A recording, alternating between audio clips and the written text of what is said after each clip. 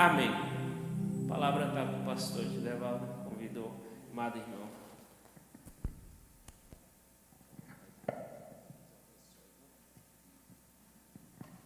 Graça e paz, queridos. Abra sua Bíblia em 2 Reis, capítulo 4. Hoje eu vim com reforço. Vim com a família, tá ali esposa, filha, sogra, tem irmão, irmã, tem cunhada. E tem também as ovelhas queridas amadas ali, ó, nesse banco aí, ó. Eita bênção! É um prazer, um privilégio estar aqui entre os irmãos. Fico muito feliz em estar nessa igreja, voltando aqui mais uma vez. Espero que tenha outros convites.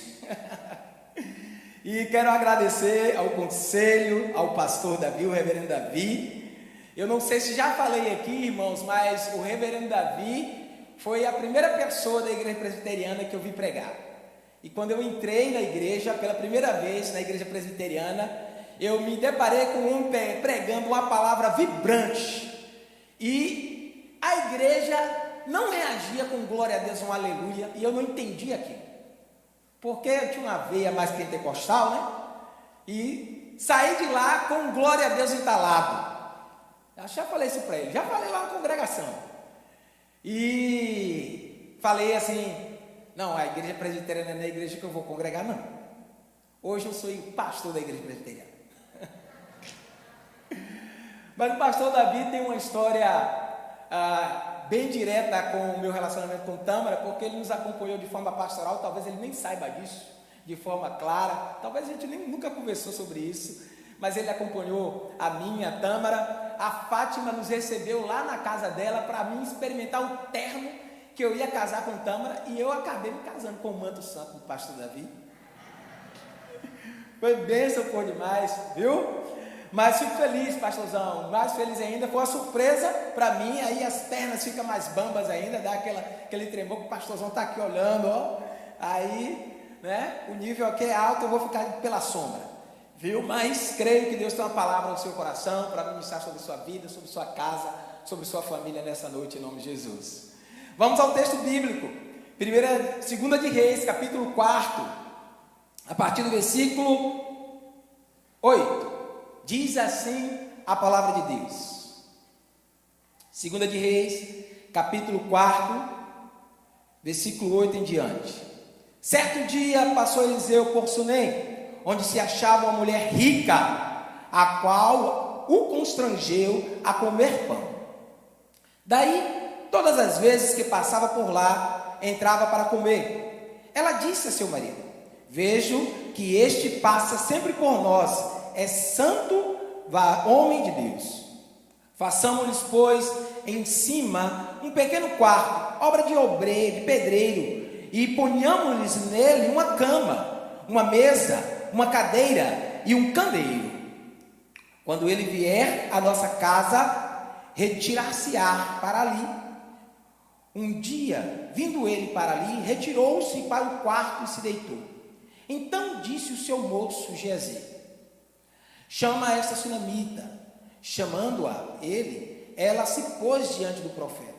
Estes disseram ao seu moço: dize-lhes, eis que tu nos tens tratado com muita abnegação. Que se há de fazer por ti? Haverá alguma coisa de que se fale a teu favor ao rei ou ao comandante do exército? Ela respondeu: habito no meio do meu povo. Então disse o profeta: que há de se fazer por ela? Geazi respondeu: ora, ela não tem filho, e seu marido é velho. Disse Eliseu: chama. Chamando-a ele, ela se pôs à porta. Disse-lhe o profeta: por este tempo, daqui a 1 ano, abraçarás um filho. Ela disse: não, meu senhor, homem de Deus, não mintas a tua serva. Concebeu a mulher e deu à luz um filho no tempo determinado, quando fez 1 ano, segundo Eliseu dissera. Amém. Vamos até aqui. Depois, se você quiser, você pode continuar a leitura. Vai ser de grande valia para a sua vida. E nós vamos ouvir aqui aquilo que Deus preparou para nós nessa noite. Então mantenha a sua Bíblia aberta. para que nós possamos acompanhar os aprendizados, os ensinamentos trazidos aqui. Peço que você curve a sua cabeça, fale com Deus por alguns instantes. Queria que você agora pedisse para que Deus ministrasse de forma bem direta contigo. Que fosse um tempo em que você estivesse atento, com os seus ouvidos e os seus corações abertos, para que Deus ministre com poder, graça sobre ti, ministrando sobre os seus desafios, sobre suas lutas, sobre sua família, sobre a sua casa. Que agora o seu coração fosse preparado pelo Espírito Santo, para que ele se tornasse um campo fértil, e para que a boa semente venha a ser plantada no seu ser, e para que venha a germinar algo novo da parte de Deus sobre ti e sobre sua casa, em nome de Jesus. Fale com o Senhor. Pai amado, aqui estamos diante dessa palavra maravilhosa. Obrigado a Deus por esse tempo, por esse momento. Nós rendemos graças a Ti pelo privilégio de estarmos de portas abertas na Tua casa, em comunhão com a nossa família na fé, ouvindo, ó Deus, os Teus mandamentos, recebendo, ó Deus, as Tuas promessas e louvando e engrandecendo o Teu nome. E agora pedimos, ó Deus, que o Senhor venha sobre nós e que o Teu Espírito Santo sinta-se à vontade neste lugar, para ministrar com poder e graça sobre nossas vidas. Aqui estamos, ó Deus, para receber aquilo que da parte do Senhor foi preparado para nós. E eu peço para que meus lábios sejam a boca de Deus, que eu esconda-me atrás da Tua cruz e que o Seu nome seja honrado, glorificado e exaltado aqui neste lugar. Seja bendito, seja assim, ó Deus, o Senhor aqui glorificado no nome santo, perfeito, lindo e amorável do nosso Senhor Jesus. Amém e amém. Glória a Deus. Qual é o tema da nossa conferência? Famílias. Como é? Famílias para Deus. Temos aqui muitas famílias para Deus. Amém? Essas famílias, elas vivem à espera de um milagre. E é nesse caminho que eu quero levar a igreja hoje, para que nós possamos aqui nos apropriar da palavra que Deus nos preparou. Nós temos um cântico muito cantado hoje nas nossas congregações, uma música se referindo a várias, mas dentre elas, uma que eu destaco aqui, uma que está bem batida aí, quase todas as igrejas que eu tenho ido, eu tenho visto essa música cantar, que ela diz assim: casa é um lugar de vida, casa é um lugar de paz, na minha casa, na minha vida, para sempre reinarás. Eu sou desafinado mesmo. Depois Tâmara vai me acertar nisso. Mas assim, a música continua. Ela diz assim: casa é um lugar de cura, casa é um lugar de amor. E essa música, ela canta verdades preciosas para nós. Porque sabe, irmão, eu acredito sim que o ambiente familiar, ele é um lugar de vida. Eu acredito que o ambiente familiar é um lugar de paz, é um lugar de cura, é um lugar de amor. E mesmo diante das múltiplas tentativas do inimigo de desconfigurar a família, eu entendo que nós temos sido preservados, porque existe algo especial de Deus Pai para com a família. Existe uma conexão especial de Deus, exclusiva de Cristo com a família. Sabemos que a promessa feita a Abraão, ela se concretiza em Cristo, ela chega em sua plenitude em Cristo, pois em Cristo são benditas todas as famílias da terra. Em Cristo é bendito a minha família, em Cristo é bendita a sua família, em Cristo é bendita a nossa família. O Senhor Jesus é a semente de Abraão, pelo qual todas as pessoas espalhadas pela face da terra, elas podem ser abençoadas. Por meio da fé em Cristo, todas as etnias, povos, línguas, nações, todas as famílias, elas recebem salvação e se tornam herdeiras das promessas de Abraão. Portanto, irmãos, a família não é uma mera invenção humana. A família não é um simples arranjo social. Ela é verdadeiramente um projeto que nasceu no coração do Criador. Por isso, ela deve ser esse lugar onde verdadeiramente Deus habita. Ela deve ser esse lugar de cura, de restauração, esse lugar de transformação, onde nós somos abençoados, onde nós desenvolvemos o nosso relacionamento uns com os outros, mas um relacionamento com o Pai, porque ali é um lugar de cuidado, é um lugar de milagres. Hoje nossas famílias ainda dependem de um Salvador. As nossas famílias ainda dependem desse Salvador chamado Cristo. E nós estamos na expectativa de que coisas grandiosas da parte de Deus aconteçam em nossas casas. Eu estou assim, eu quero ver milagres acontecer na minha família, sobre o meu lar, sobre os meus irmãos, sobre os meus filhos. Eu estou com grande expectativa de que Deus realize coisas extraordinárias na minha casa. E eu espero que você tenha essa esperança, essa expectativa no Senhor também. No capítulo 4 de 2 Reis, nós temos alguns episódios acontecendo. São 4 ao todo. E os 2 últimos eventos, eles envolvem os profetas e os homens que cercavam Eliseu. Já os 2 últimos, os dois primeiros, nós vamos ver o Senhor agindo de maneira extraordinária para atender à necessidade de famílias. E nós temos aqui uma gama de aprendizados, onde nós conseguimos ver a provisão de Deus, o cuidado de Deus, a bondade de Deus, a graça de Deus para com os que servem e para com famílias. No começo do capítulo, volte seus olhos aí, do versículo 1 ao versículo 7, Deus supre a necessidade da família de uma viúva. Aquela mulher era viúva de um dos seus profetas. E ela se encontrava incapaz de saldar uma dívida. E por isso ela enfrentou a possibilidade de perder os seus filhos para um período de escravidão. Contudo, o poder de Deus se manifestou através do profeta Eliseu, que aumentou o suprimento na casa daquela viúva, e o azeite não cessou até que todas as vasilhas estivessem cheias. O milagre foi suficiente, irmãos, para saldar a dívida e também para suprir as necessidades daquela família. E aqui nós aprendemos, já começamos nos aprofundando dentro daquilo que Deus tem para nós e para a nossa casa. Eu acredito que o Senhor está sempre disposto para agir com poder e graça em favor do seu povo.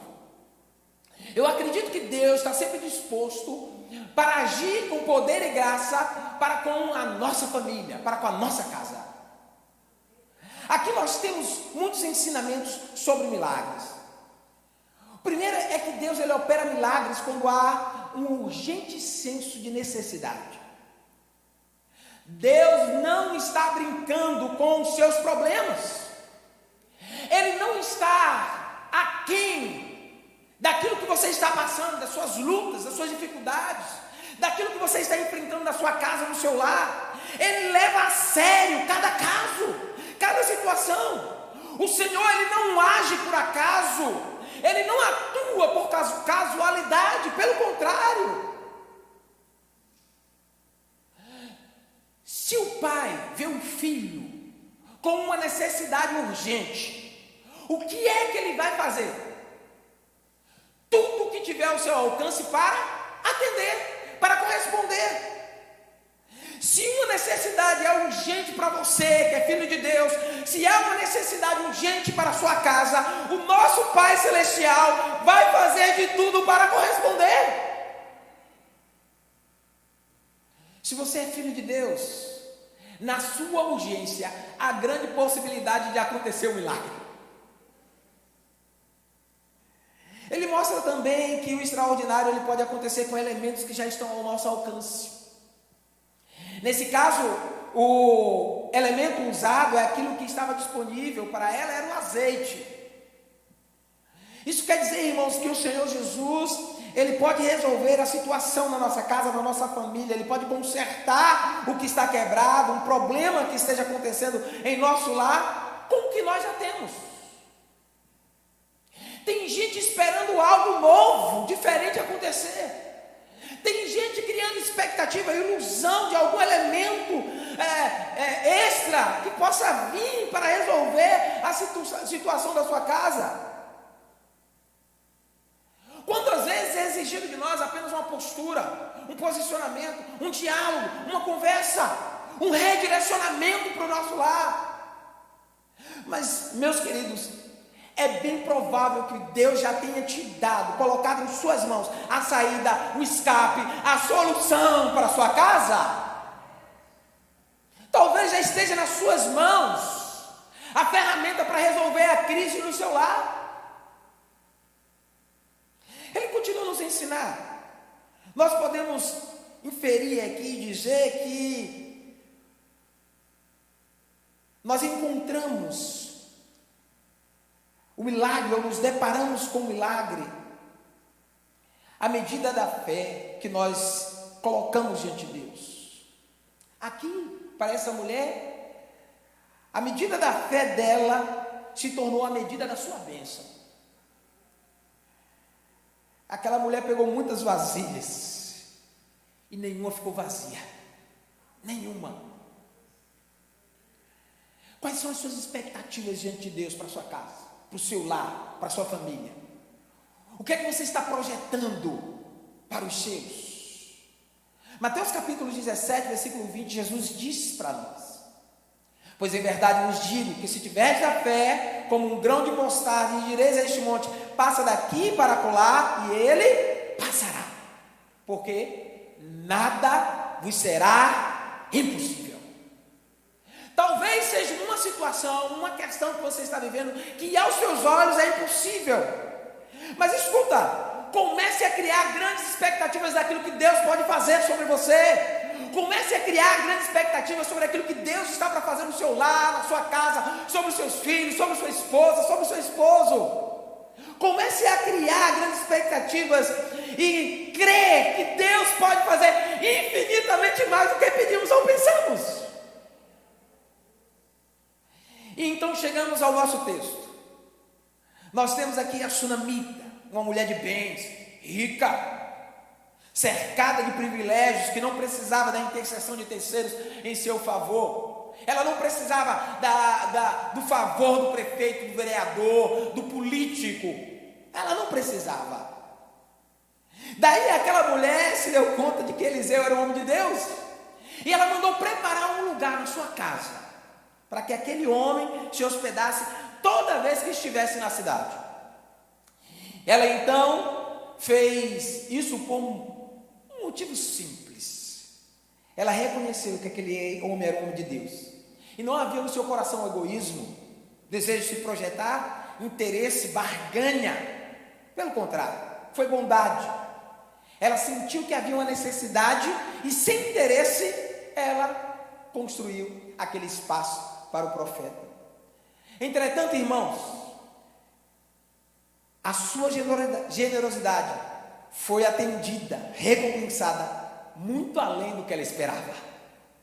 Ela já não tinha mais expectativa de ter filhos, mas ela recebeu esse milagre. Eu lembrei que um dia eu estive assim, e muitos irmãos conhecem aqui a nossa história.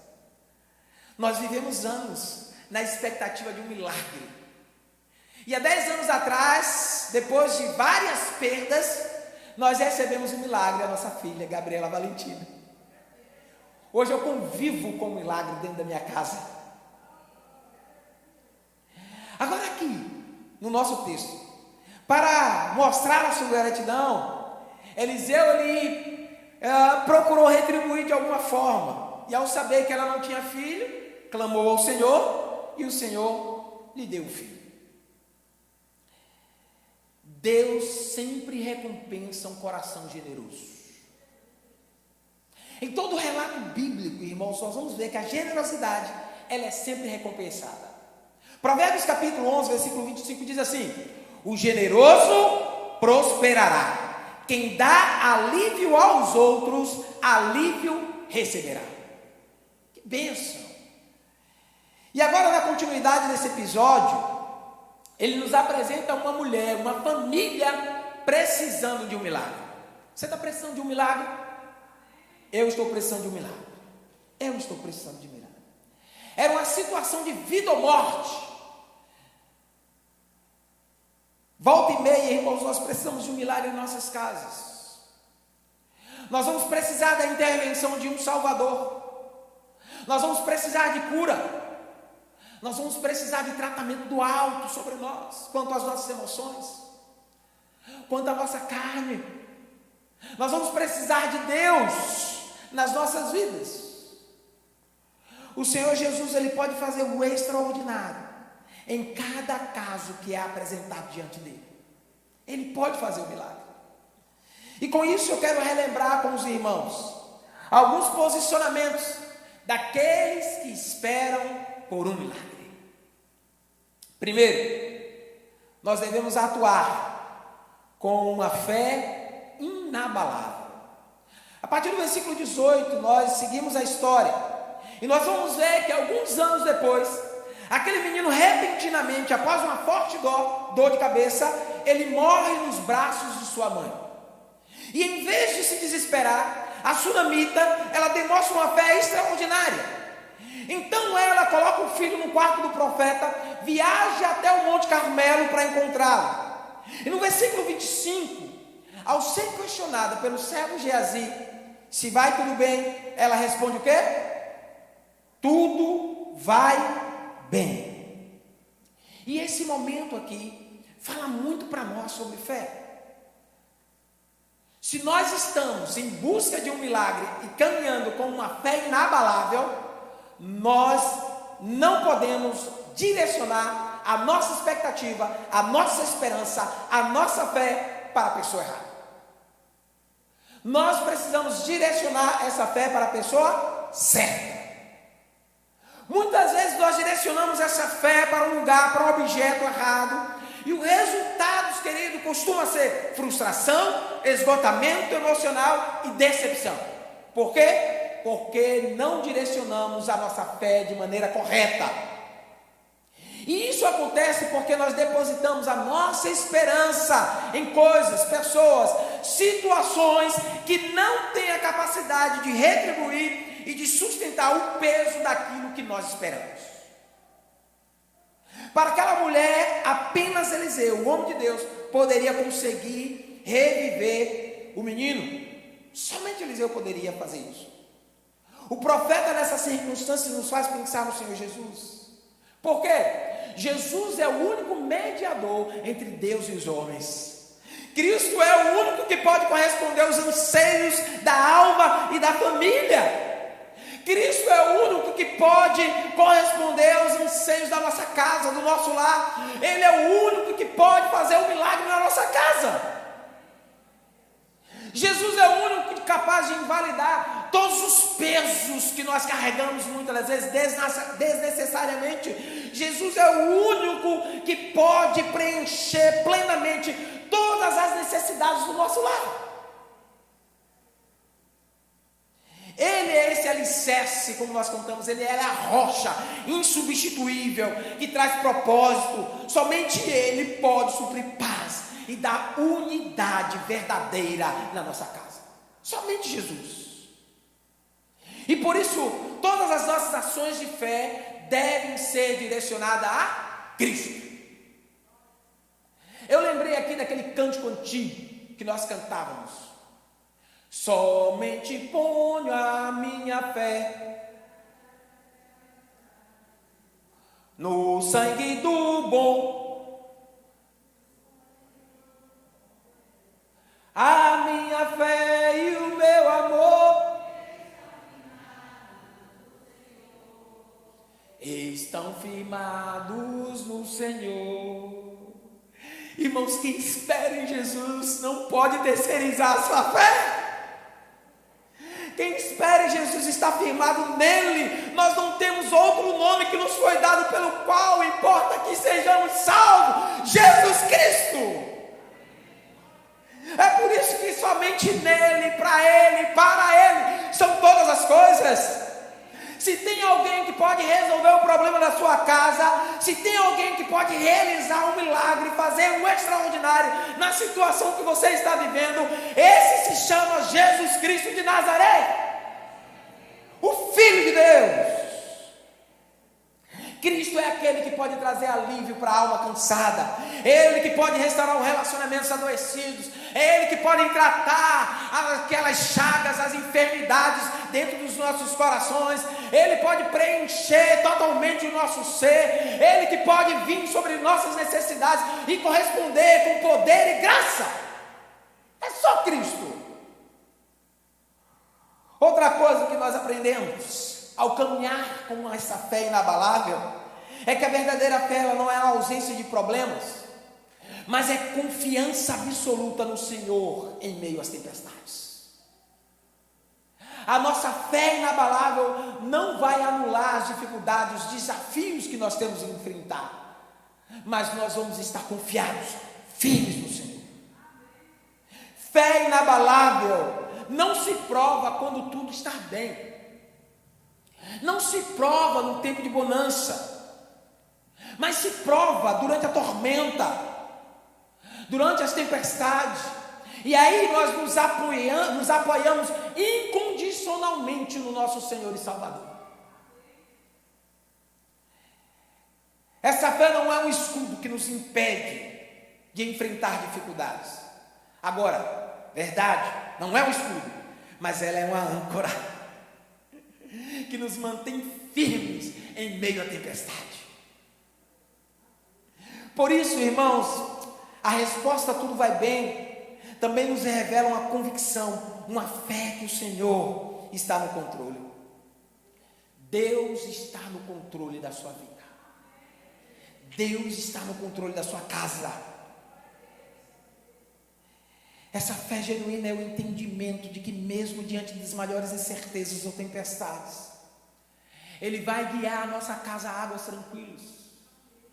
Porque ainda que nós andemos, irmãos, pelos abismos, pelos ambientes difíceis, ainda que nós venhamos caminhar em meio às dificuldades, às lutas, às batalhas da vida, nós podemos olhar para os montes e bradar: de onde virá o nosso socorro?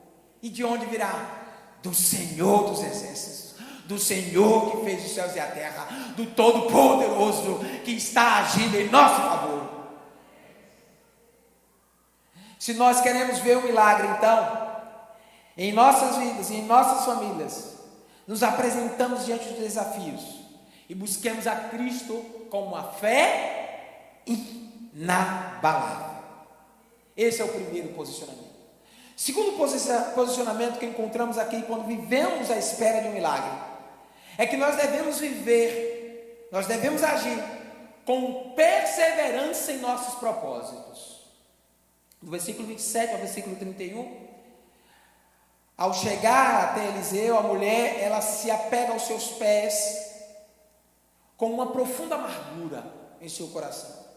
Então ela envia o seu servo, o profeta envia o seu servo Geazi com um bordão para ressuscitar aquela criança. Mas o milagre ele não acontece de imediato. Mas ela continua ali com Eliseu, e no versículo 30 diz: porém disse a mãe do menino: tão certo como vive o Senhor e vive a tua alma, não te deixarei. Então ele se levantou e a seguiu. Aquela mulher se recusou a sair do lado do profeta. Isso aqui, irmãos, é uma demonstração de persistência quanto àquilo que ela desejava, quanto àquilo que o seu coração tinha anseio. Ela queria ver o milagre na sua casa.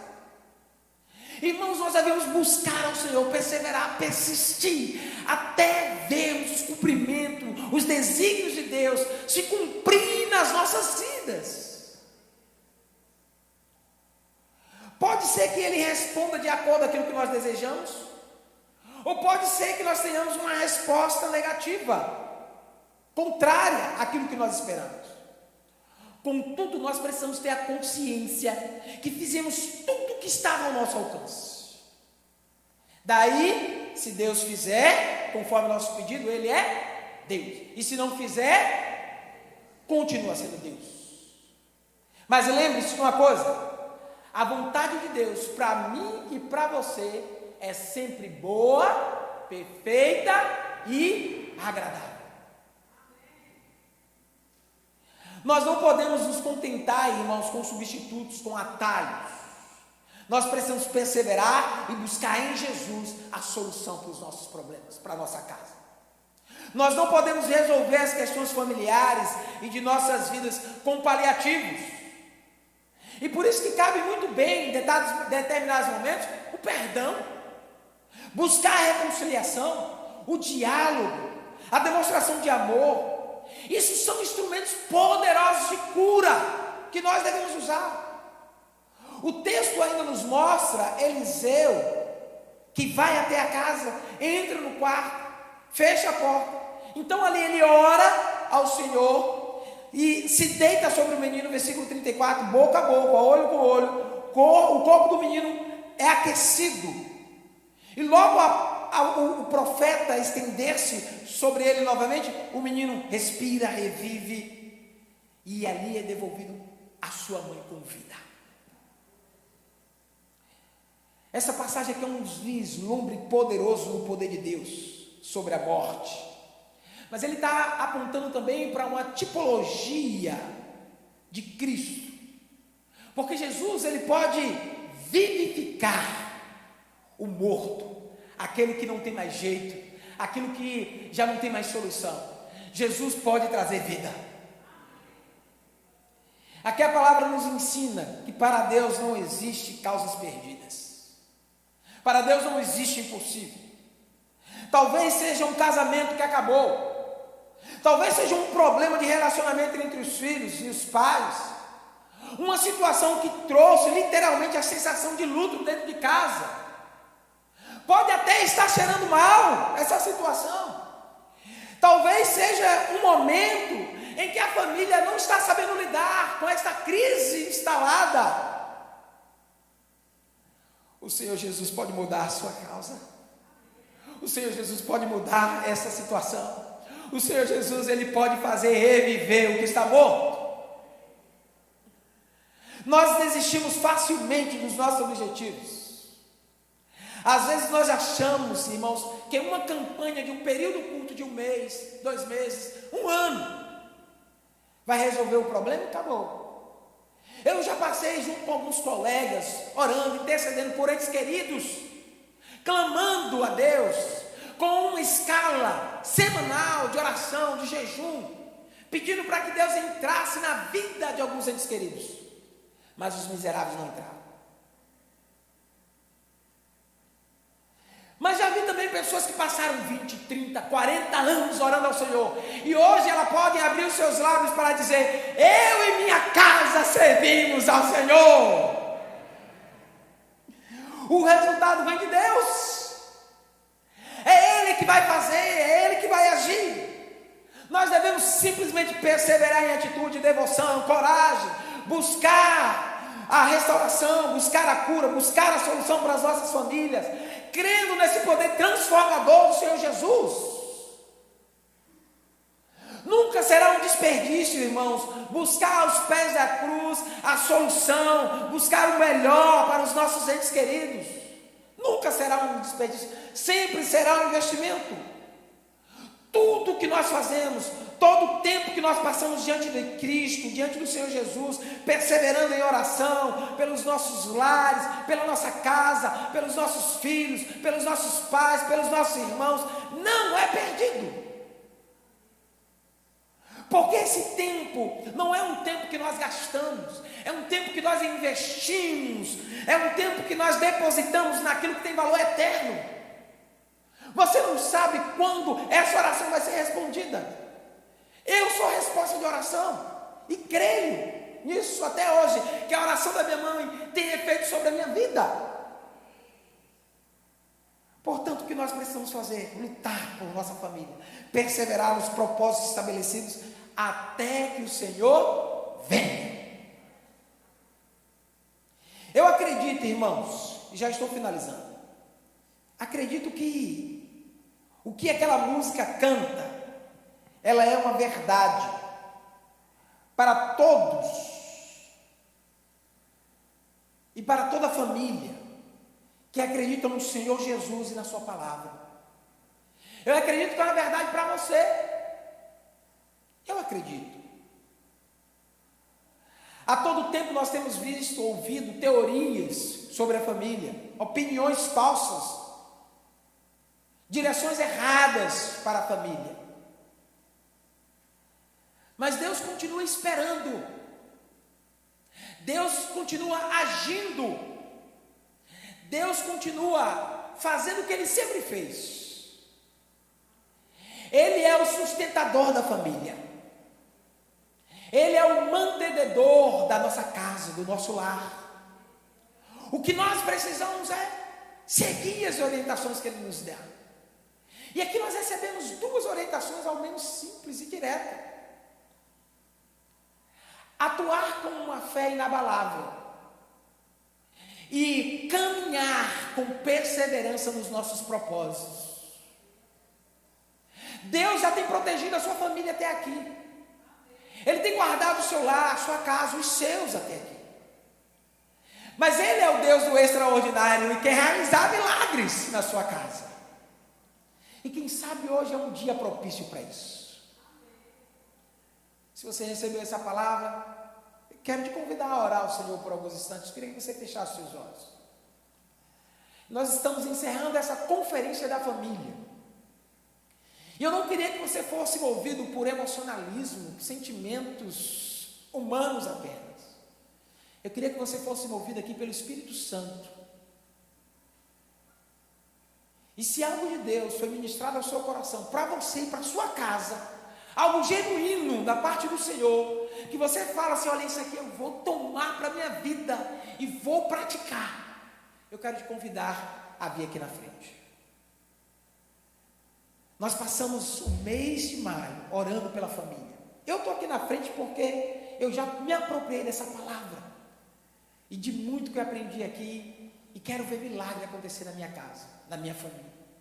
Se você está à espera de um milagre na sua casa, na sua família, eu quero te convidar a vir aqui na frente, para que você venha e se apresente diante de Deus, com uma postura de fé inabalável, e com uma convicção para caminhar, perseverando, diante de Deus, nos propósitos que Ele tem para você e para a sua família.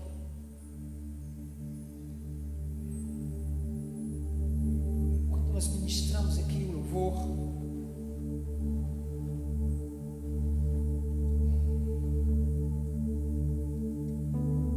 pode vir. É você e Deus, só você e Deus.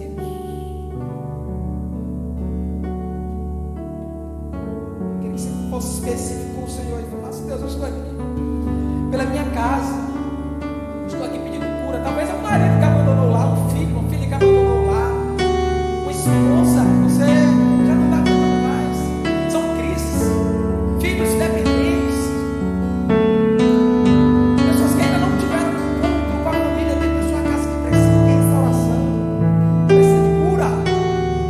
Questões financeiras precisam ser resolvidas, enfermidades físicas, emocionais, espirituais, tem que ser caro, tem que afligir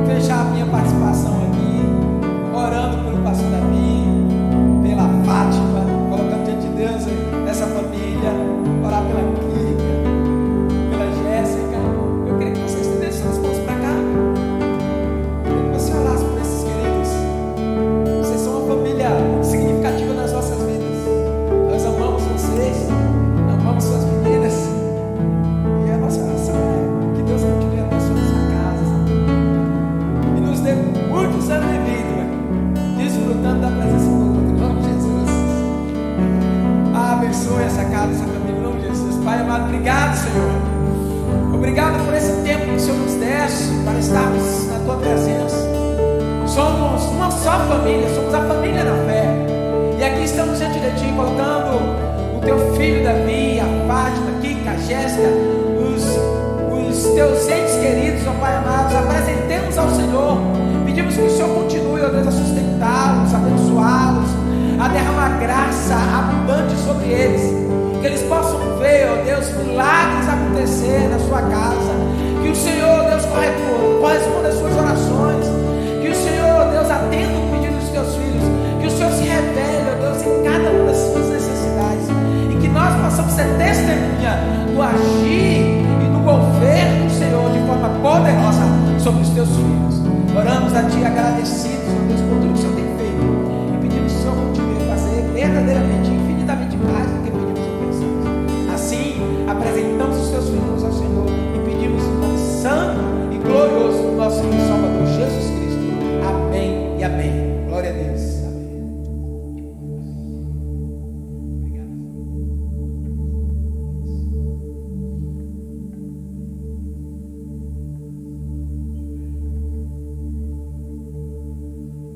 Paz do Senhor, irmãos. Hoje eu entendo um pouquinho daquilo que o Senhor Jesus falou com os seus discípulos, quando ele disse assim: eu estava ansioso para cear com vocês. E eu estava ansioso para estar aqui com vocês nessa noite, para cearmos juntos, em família, fechando esse tempo de edificação, de busca por melhoras, por salvação, por solução de problemas. Hoje eu entendo porque Jesus diz: eu estava ansioso para tomar ceia com vocês.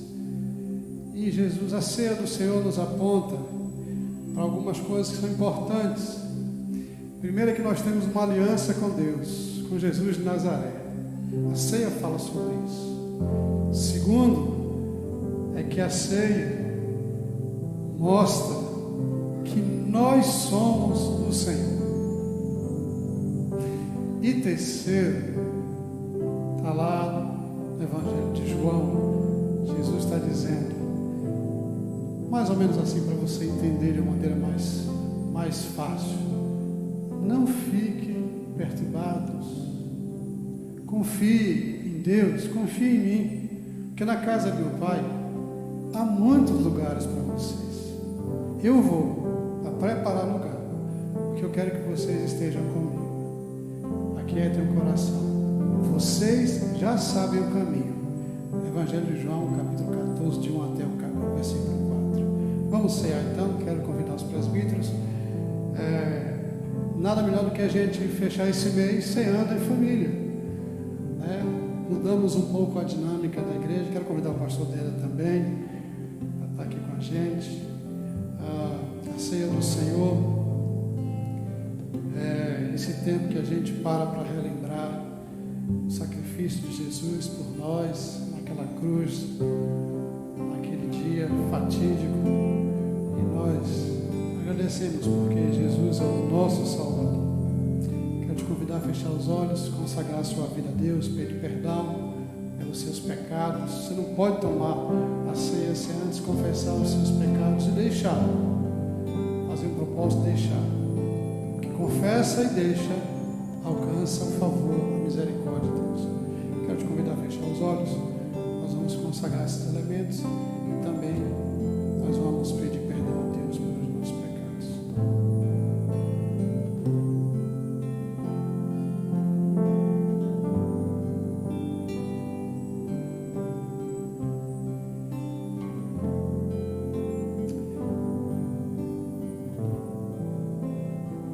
Deus, o sangue já foi derramado por Jesus Cristo naquela cruz. Não precisamos mais de outro derramamento de sangue, porque aquele foi definitivo, foi para sempre. E pelo sangue de Jesus Cristo nós temos a remissão, o perdão dos nossos pecados. Obrigado, porque o Senhor não nos lança no rosto, mas o Teu Espírito nos constrange a lembrar aquilo que temos feito, que por essas coisas que nós confessamos a Ti, por esse comportamento rebelde que trazemos em nosso DNA, é que nós pedimos perdão, Senhor. Consagramos os elementos e pedimos que Ele sirva nessa noite para nossa edificação, para restauração, para vigor espiritual de cada um que está aqui e das nossas famílias, em nome de Jesus. Amém. Quero chamar aqui o Diácono Unido também para nos ajudar. Pastor Deda, fica aqui do meu lado, por favor. Diácono Unido e mais um diácono. Diácono Elviro, por favor. A ceia do Senhor é para aqueles que já são batizados numa igreja cristã. Então, se você não está em disciplina, se você é batizado numa igreja, você é nosso convidado. Essa mesa aqui, essa ceia não é da igreja presbiteriana, é a mesa dos discípulos de Jesus. Então, se você não está disciplinado, já é batizado numa igreja cristã, te convido a ficar em pé, para que você possa receber e assim encerrarmos juntos no último dia deste mês. Tomai e comei, disse o Senhor Jesus. Tomai dele todos. Todas as vezes que vocês fizerem, façam em memória de mim, diz o Senhor Jesus.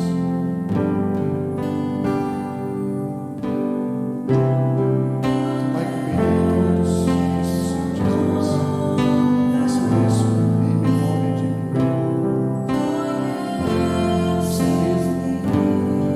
Peço aos irmãos que vão logo lá em cima para ministrar a ceia aos irmãos lá da galeria.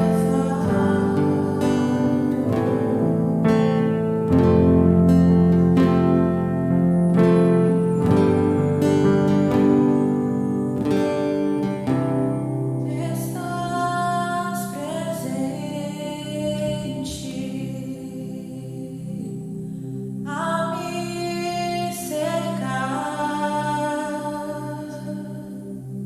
em todo tempo. Eu sei me amas. Eu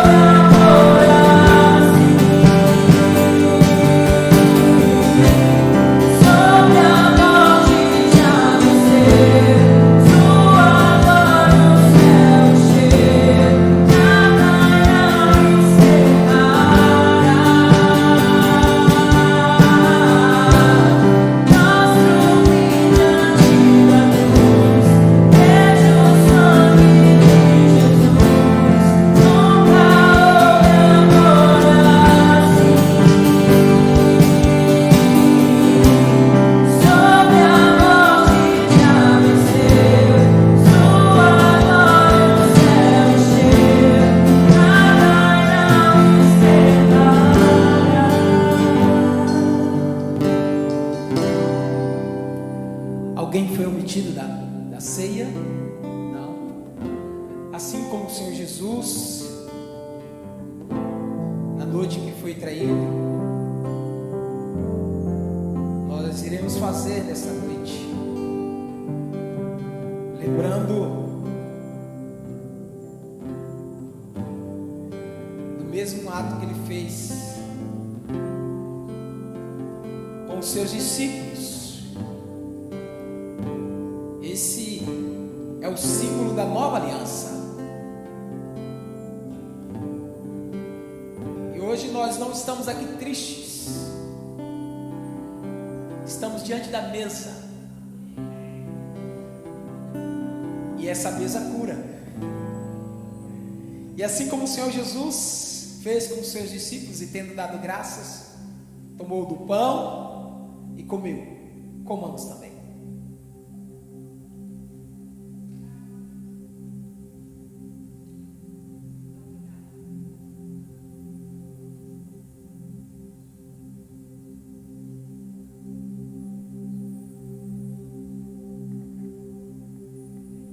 O Senhor Jesus também tomou o cálice, disse: cálice de vinho parece muito com meu sangue, que será derramado por vós. E vocês devem tomar, e todas as vezes que vocês tomarem, lembrem de mim. Como lembrar de alguém que a gente nunca viu, mas pela fé nós podemos contemplar a face do nosso Senhor Jesus. E a melhor notícia: um dia nós vamos vê-lo face a face. Vamos tomar.